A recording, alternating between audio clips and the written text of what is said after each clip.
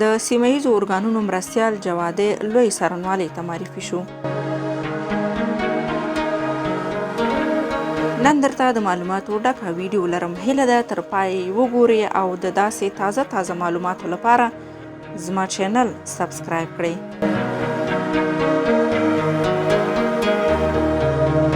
څو ورځې وړاندې جوادي احمد شاه بابا ته په بې حرمتۍ تورن شوی و چې په ټولنیزو رسنیو کې هیوادوالو سخت غبرګون وښود او ټولو غوښتل چې جوادي دې لوی څارنوالۍ ته معرفي شي.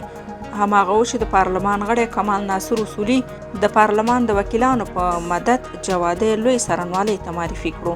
کمال ناصر اصولي وایي د ولسي جرګې د وکیل صاحبانو لخوا نن د لوی امپراتور احمد شاه بابا د توهین په خاطر د سیمهیزو ارګانونو مرستیال جوادي لوی څارنوالۍ ته معرفي شو.